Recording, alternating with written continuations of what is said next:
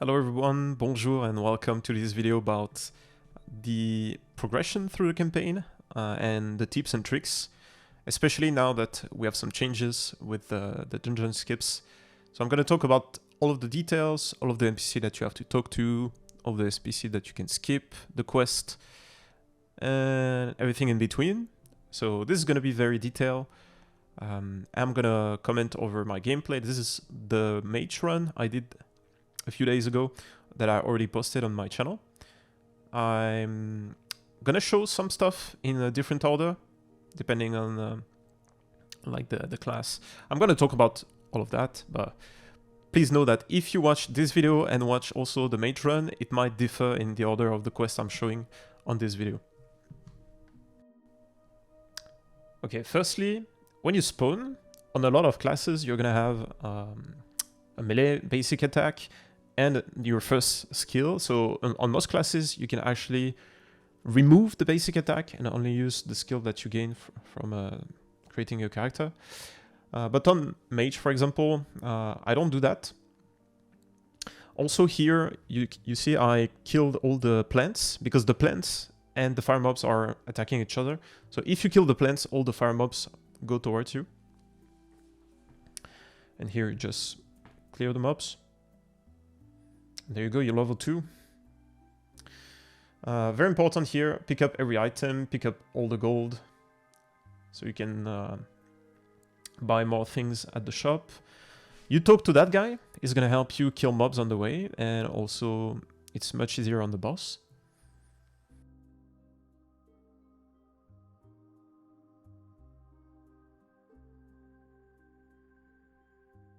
Okay, so now we're at the boss, and if you look at it, I'm gonna tank him on the right side, so he goes towards the exit. So I'm already gaining a few steps, right? And yeah, focus on the boss, try to clear the ads whenever you see them, because you might pull some mobs from before. Pick up every item, pick up all the gold, and I'm also gonna accelerate the part where there is nothing interesting to talk about. So here, please know that I'm playing in offline, so I can use my movement skill, even though like I don't have a movement skill right now, but like in the future parts of the run, you're gonna see me using a movement skill. So we go at the shop, we look for movement speed items, so boots, silver rings, then we go for weapons that have chance to ignite, chance to bleed. Those are like on every classes. Those are the best. Then you could also go for item bases that have increased damage. And here you just saw I skipped the NPC. I just talked to the shop. That's all I did. And yeah, here I'm continuing on the next area.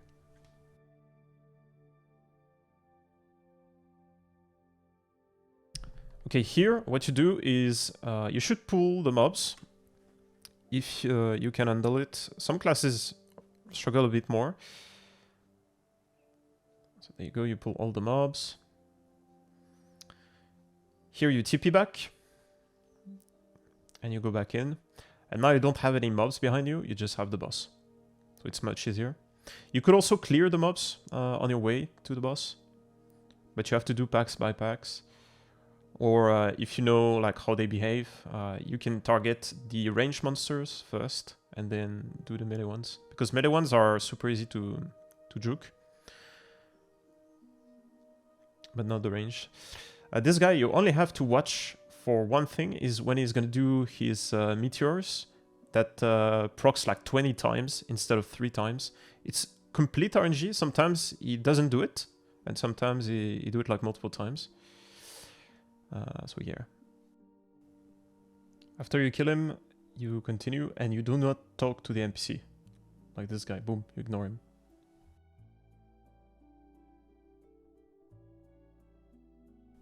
Okay, notice I didn't do the side quest. On most classes it doesn't make sense. Here, by the way, go on the right. There's usually a shrine. The only class that it would make sense to do the side quest and gain 1 passive point is the mage, because mage you unlock Glacier if you do the side quest. You need 5 points in your passive tree, basically. Here, by the way, I kill the range mobs first, and then I focus on the melee and on the boss. Always focus range early on. They are much more scary than melee. But yeah, I kill that guy. Also, you could do the side quest if you play hardcore or just want to chill. Here, I just talked to the guy once, and then I skipped the fight where you have to fight waves of monsters. You can just continue, but you have to talk to the guy. Otherwise, there is an invisible wall. Yeah, let's continue to the next area, but keep in mind there are a lot of shrines. You should always go for shrines.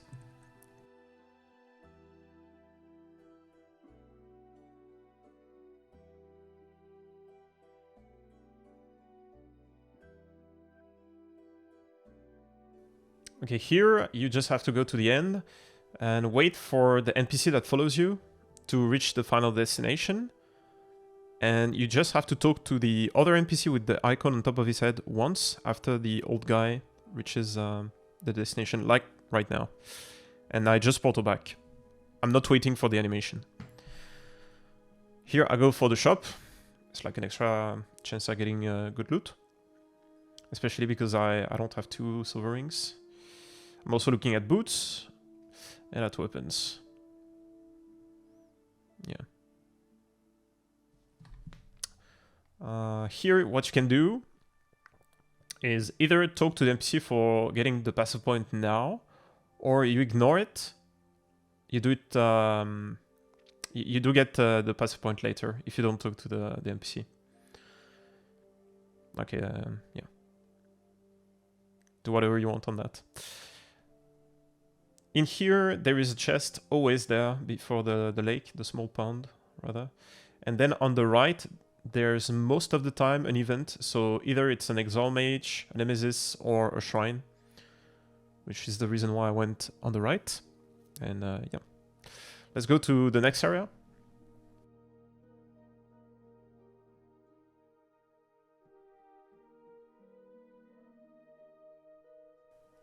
Okay, in this area, if you don't have a good weapon, you can go on the right side, which I'm not going to do. But you can go on the bridge on the right side, and there's going to be a chest right after the bridge at the bottom. And it always drops the same personal item, which is like a 200 spear. It has some spell damage, some flat melee damage, and some ignite chance. So at least even if you didn't get a good weapon, you're gonna have like a decent weapon for this boss fight.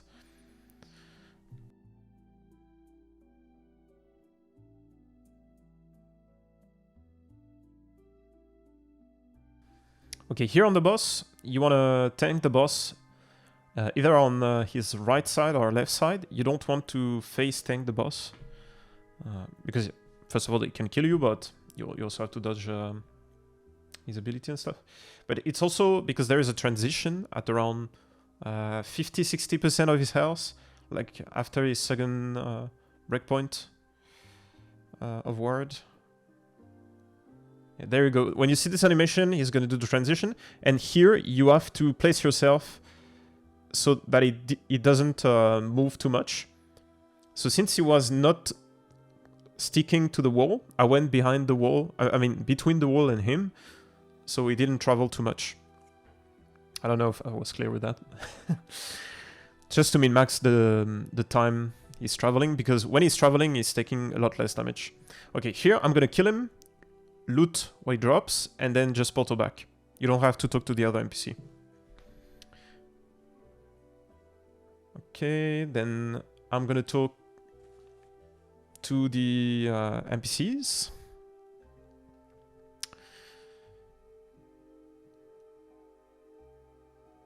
There you go.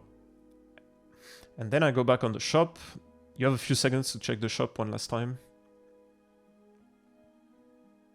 By the way, the 3 shops are always going to be different. The 3 shops I showed you for the chapter 1. Because it's like a different state of the town, so we have like different shops. So yeah, there you go. Okay, here what I would actually do is in the next area, do the side quest in chapter 1 that we didn't do to get our passive point. But yeah, here you just run until the next area.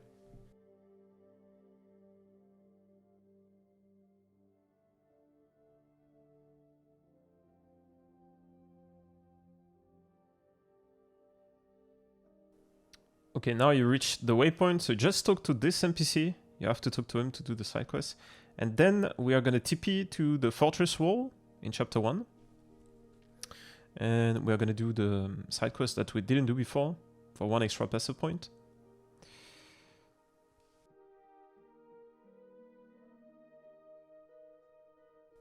Okay, after you kill those guys, just go back outside and you talk to the NPC to get your reward. And now we go back into the last refuge outskirt. So I did a cut here. It's not what I was doing in the run, but it's just as an example. And then, yeah, you continue. So you go south. You talk to one guy. It's basically on your minimap. It's going to show up. Also, by the way, lizards are going to be way less common next season. So you might want to focus, maybe not early, but if you have enough damage, you might want to actually kill lizards during your runs. Because right now there are so many that I just straight up ignore them, like most of the time. Like, it's not like crafting materials is going to be like a big difference on a mage who has access to Glacier. I'm already like one-shotting everything. The only thing that it could improve is actually my movement speed, but it's not even going to be like a huge improvement. So yeah, now I go through that bridge and I can talk to the guy on the left.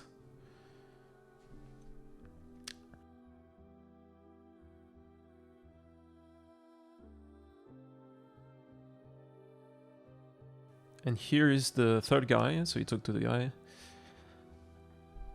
And we're gonna go to the next area, which is the chapter 2 town, the council chamber.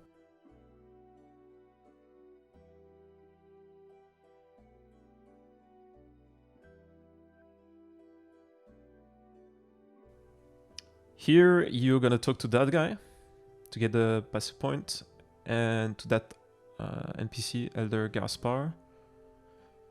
It's gonna give you idols, so you can equip idols. And then next, we are gonna go into the area on the left, right here, Erza's library.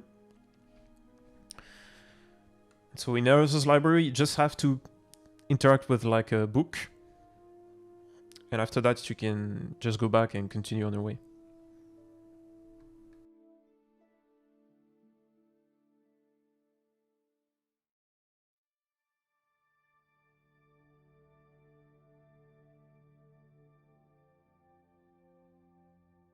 Okay, here you have to kill those 3 bosses. Quick tip: do not ever get into the middle of the 3. They usually move away from you or on the sides, like this guy. So it's a bit easier to align them if you're always on the extremity of those 3 guys. So it's a bit easier to manage their AI. But yeah, not much you can do. It's a bit RNG, to be fair. So they are dead. Now you come back. You talk to the guy on the left. He's gonna drop you Avarice gloves. Pretty good gloves. And you talk to this guy for the passive point. Then you just continue.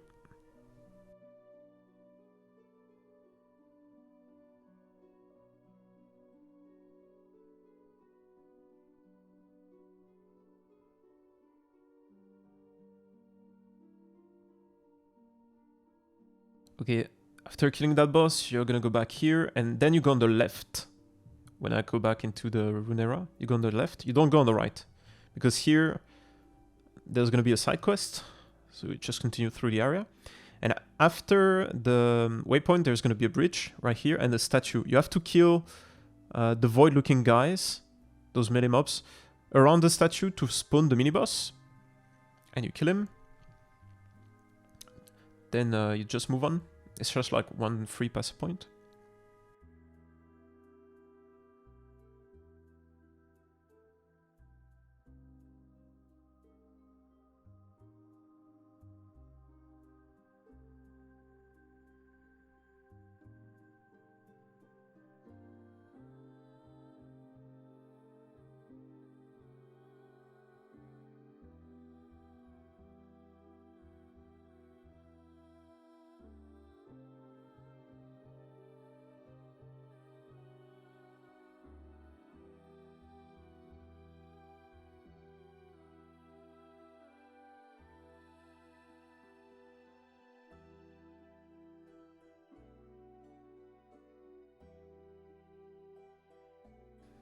Okay, you're on this boss. This is the last boss before getting your mastery. The last boss of chapter 2, basically. So, once you kill him, it's gonna be in a few seconds there. Boom. You grab the thing, you go back in time. I used my portal by mistake there, by the way. So we still have, by the way, the animation in offline. This animation is like traveling time animation. We don't have it in online. They removed it at 1.0. And in the end of time, you're gonna go at the top first, or to the gambler if you need to gamble items, for example on the rogue. Here you choose your mastery. You talk to the guy again, and then you do not click on the rift, on the time rift. You click on your map, and you go back to the council chamber. The reason why we're doing this is if you clicked on the time rift, it would have spawned you way back.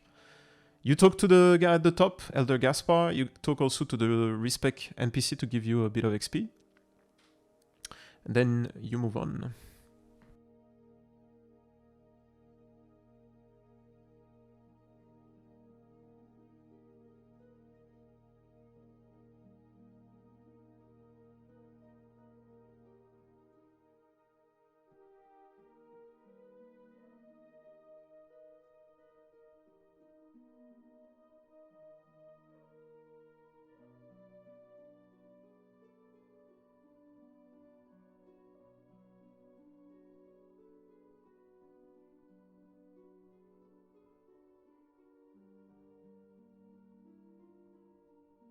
Okay, we got to the next town. Here I go bottom first.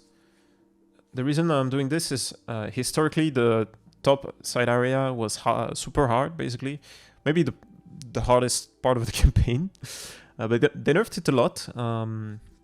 So I'm still going down. I think it's fine to go up or down. There's not a particular order that you have to follow. Just be careful here. The mobs can kill you. Try to do them like step by step. And also grab the shrines, if you see any shrines. Then you go at the bottom right of the area. You walk near the objective and it's gonna spawn this mini-boss, the Void Centipede. You kill him. And then you talk to the objective on the right side. I mean, interact with it. It's not really talking to it. The symbol of hope. Boom. You portal back. And now you go top.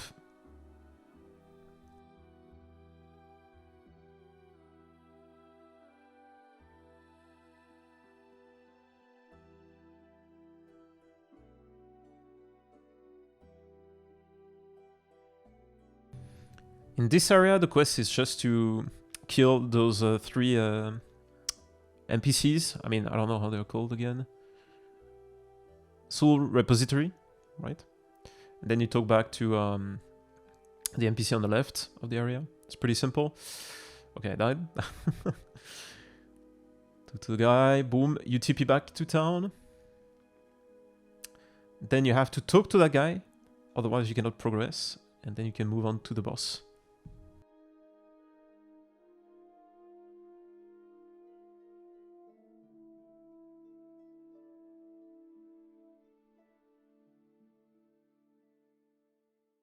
Okay, I'm pausing the video right here to indicate to you guys that you do not do the side quests in this area anymore. Because after the patch, all the dungeon skips are going to give you 2 passer points and 1 idle slot. So you don't care about doing those 2 side quests. They're going to take a lot of time for basically nothing after the patch, right? Because you're going to do the Temporal Sanctum no matter what to unlock your faction.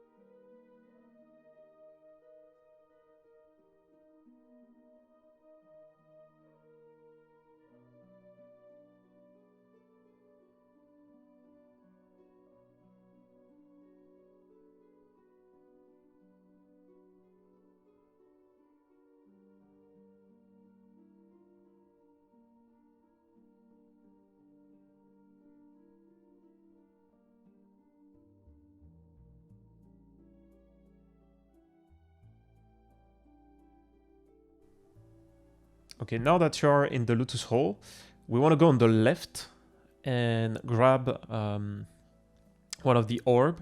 Before you needed 2 orbs to open the breach and get to the next area, but now you only need 1 orb. I think it has been the case since 1.0. So it's not new with this patch, but just giving you a bit of context. So yeah, go on the left, it's more optimal.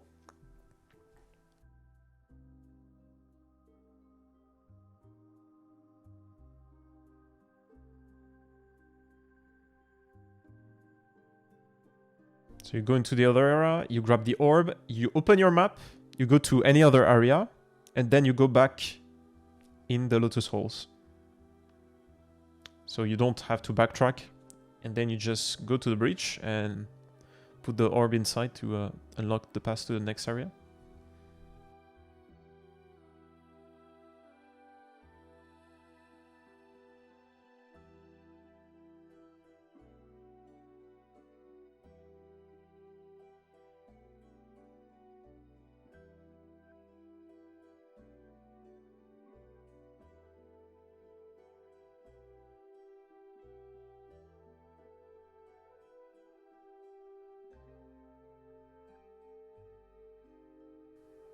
Okay, you killed the boss of chapter 3.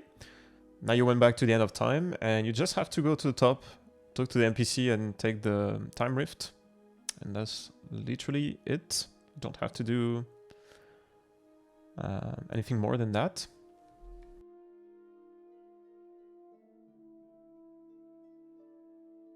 Also, very quickly, when you get to this town, you don't have to talk to any NPC at all. Like, you do not care about anything. Just continue.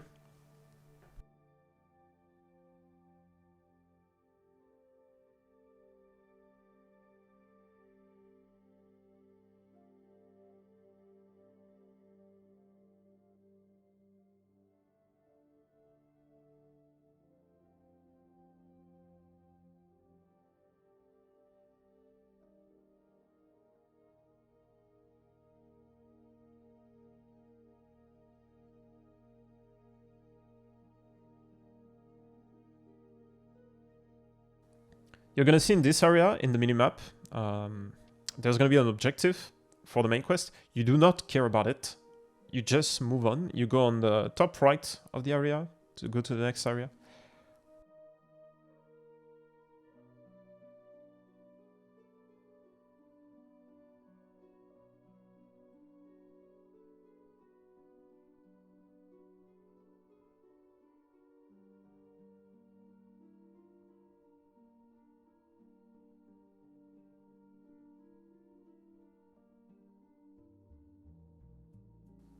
Here, after the waypoint, you go inside the Corrupted Lake time rift to do a side quest.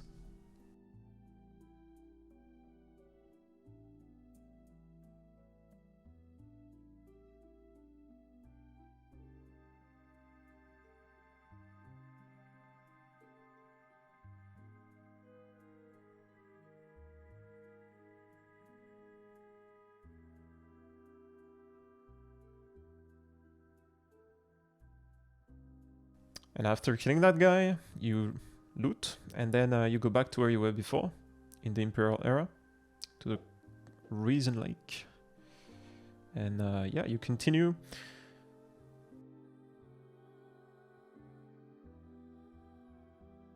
Okay, quick note here, you could go on the left for the main quest, but it's not going to give you anything, so I'm going on the right. You just ignore the main quest here. A long time ago it would give you a passive point, but you can just ignore it now.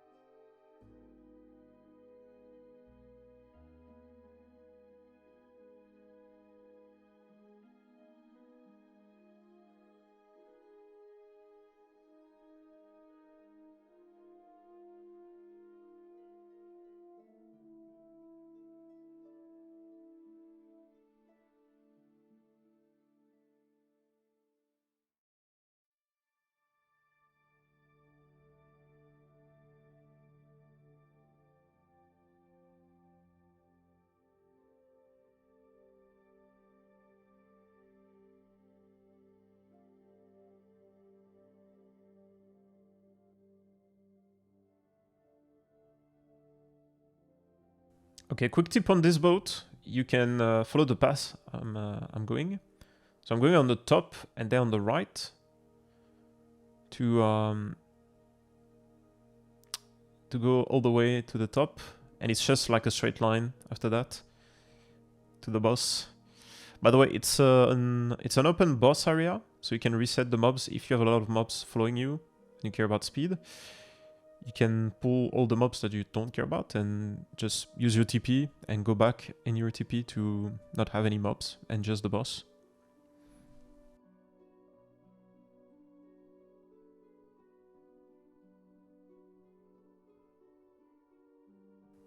Okay, after killing the boss, you talk to the NPC. Of course, you have to. And you loot and you go top to interact with this.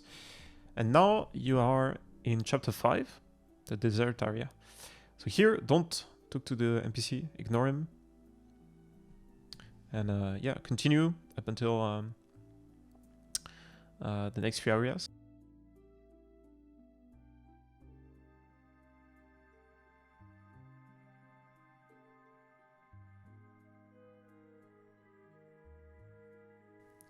By the way, here you don't have to talk to the NPC for the side quest.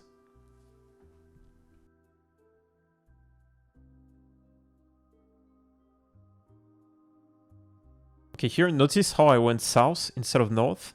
There is a side quest that asks you to kill a mini-boss at the north, but actually to complete that side quest we don't even need to kill the mini-boss at the top, so we just ignore it.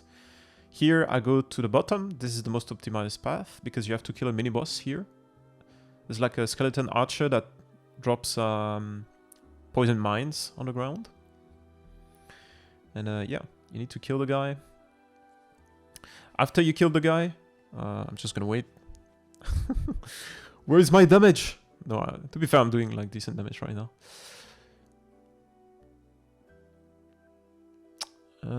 Yeah, kill him, please. So nice dead. And you see there is an NPC that appeared, so you have to talk to him. Then we go on the right. We cross the bridge. And here we have to kill one specific mob to interact with the side quest NPC on the ground. It's the archer that throw lightning arrows at you. You can see him in the top right corner of the screen right now. It's that guy. So whenever you kill him, boom, you can talk to the NPC on the ground.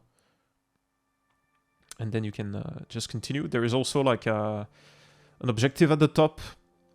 So same stuff, you have to kill a mini-boss, talk to the NPC. And yeah, just gonna move on.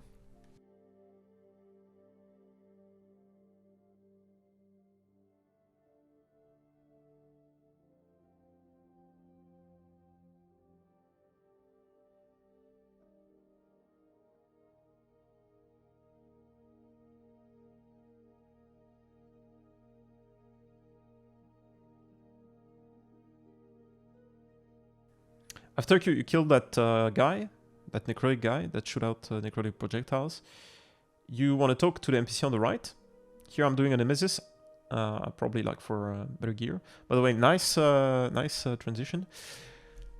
You can do Nemesis during the campaign. They are super powerful. I recommend empowering stuff, unless it's like GG uniques for the early game, then you just kill. But you can actually have like exalted items or items with a lot of forging potential, which in return is going to make you insane items, right? So yeah, here you just continue, and then you're going to kill a mini-boss, which will unlock the path forward, and you will just have to talk to an NPC and take his portal.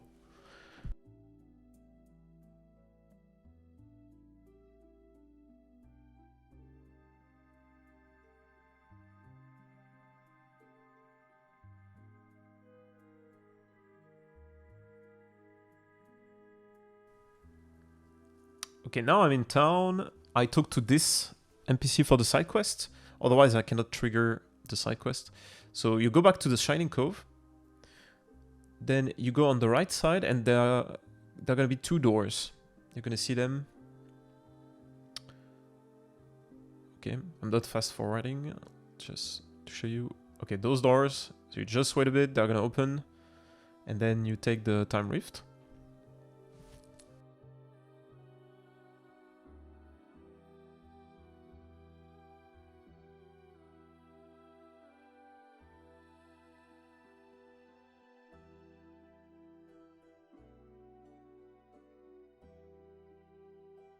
At this end of the area, you have to kill that mini-boss, and you have to interact with the Sapphire Tablet. Go to the next area.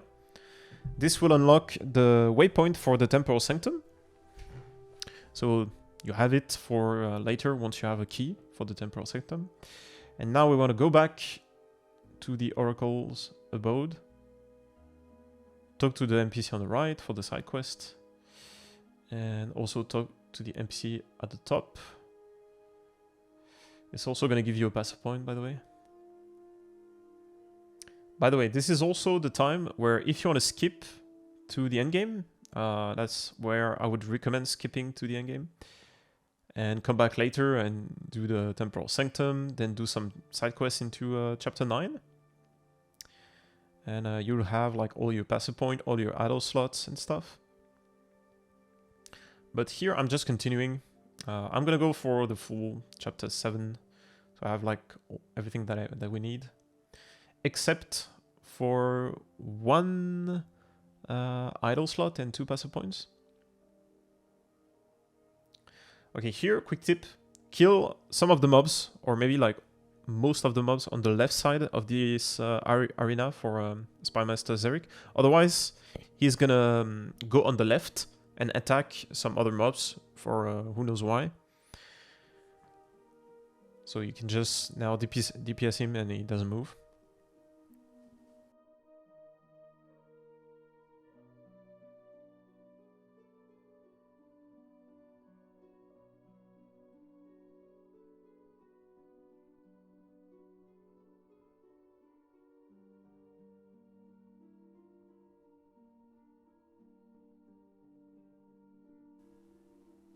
Okay, I just got to this area. Here you can skip talking to the guy. You don't need to.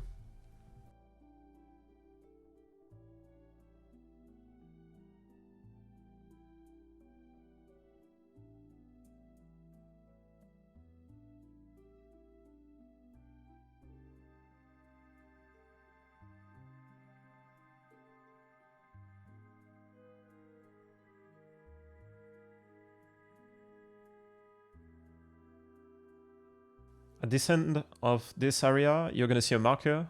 Just ignore it. You actually don't care about that. You can continue your way.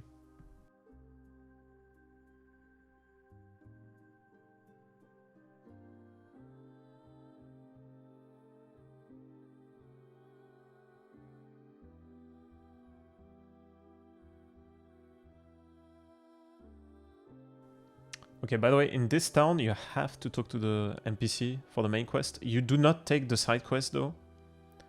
We don't really want to do that side quest. Yeah. By the way, here I'm going back to the end of time, I believe for gambling.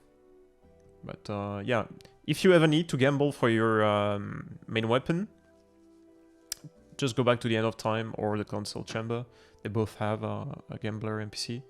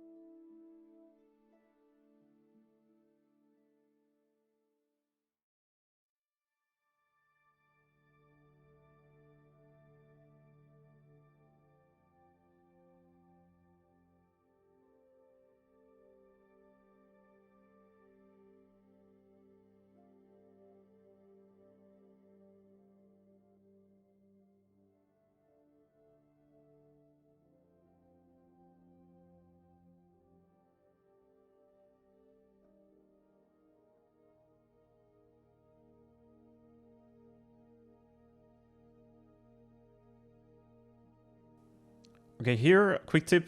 After the waypoint, you go on the left. And basically all the watchers are gonna come to you if you take that route. They all have the same path, basically. So I'm just gonna kill them one by one.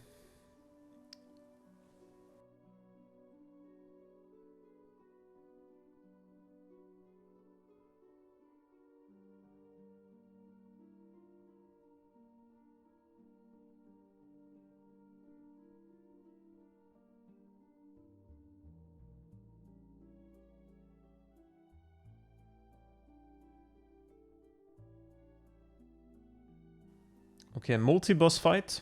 By the way, you have a choice where if you stand only close to one boss, you can only trigger one of the two boss and do them one by one.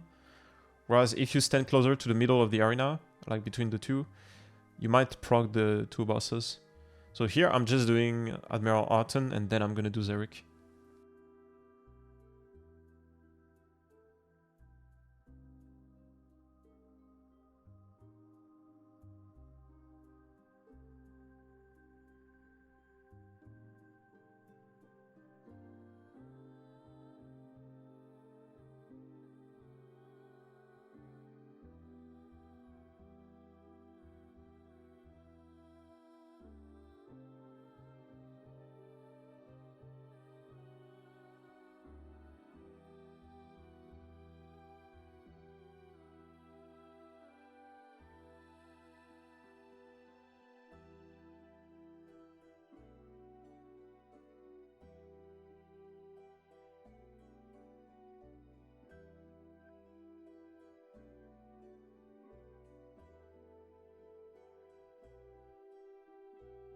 Okay, now we are on chapter 7 town, Eoborea. Here you have to talk to this particular NPC to take the side quest. All the other NPC that have like a quest icon above the head, you don't care about them. And you go on the left area, the Eoborea forest. And you go west.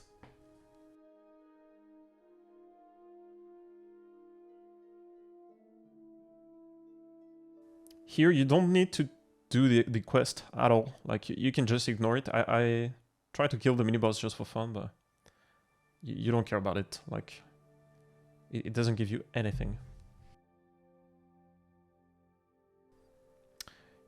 Next area, you talk to the NPC, important, otherwise you do not have the side quest and you cannot do it.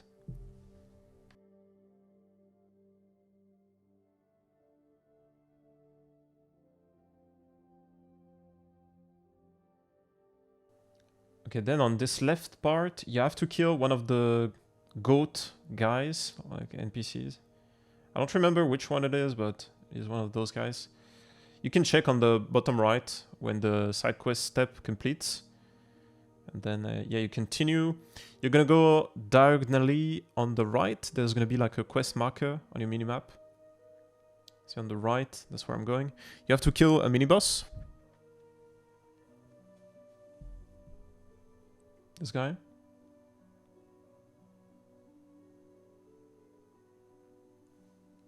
And then you talk to the NPCs inside the cage. And then you continue for the boss. And you're gonna see after you kill the boss, there's gonna be a horn behind the bosses. And you have to interact with the horn.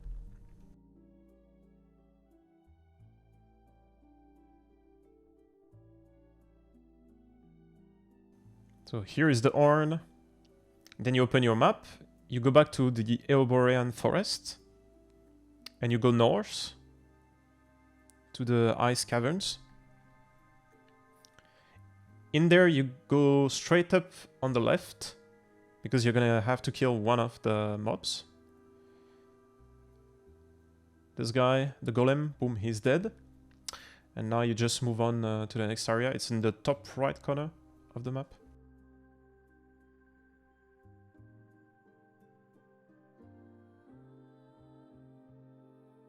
Now here, very important, you have this mammoth looking mob to kill, so I killed it, that we're fine. Then you move on. After the waypoint there's gonna be a bridge where you have to use the horn to proc the bridge to come up.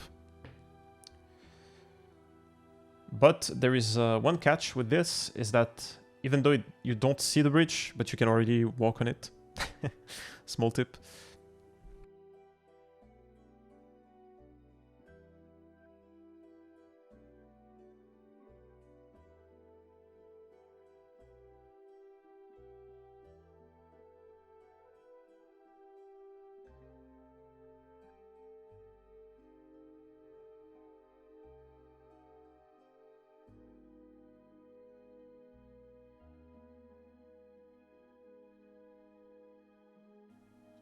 Once you get there, there is an NPC. You can interact with it. It's going to follow you, but I just ignore it. You can just straight up ignore the guy.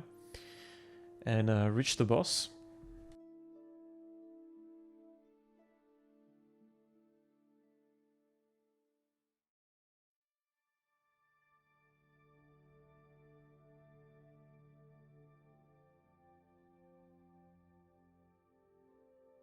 After you kill the boss, interact with the NPC behind and interact also with the NPC with the main quest marker. He's gonna TP you back to Eoborea, and in Eoborea you talk to every NPC that has a marker. So you should have like 3 NPCs by there. So 1, 2, and last one. Boom, there you go. So here, like I'm showing it, I have 15 passive points and 8 idle slots, but you're gonna have 13 passive points and 7 idle slots, meaning that you're just gonna have to do the Temporal Sanctum to get all of those. So as soon as you get a Temporal Sanctum key, just do the Temporal Sanctum key dungeon, sorry. And you're gonna have all the missing passive points in idle slot, and you're gonna be at max passive points, max idle slots, and you did 2 less quests than in 1.1. And there you go. And there you go for the run. So I edited some parts to make it look like as if you were actually leveling optimally in 1.2. So even if you stop at chapter 5, do like what I showed you on this chapter 7 run. Don't do the 2 passive point side quest and the idle side quest where you have to kill the dragon in the Runeera. And yeah, you go into Monos, you drop a Temporal Sanctum key, you do the Temporal Sanctum dungeon, and then you get all your remaining passive points and idle slots in chapter 9 like we were doing before, on top of your faction. So it shouldn't change much.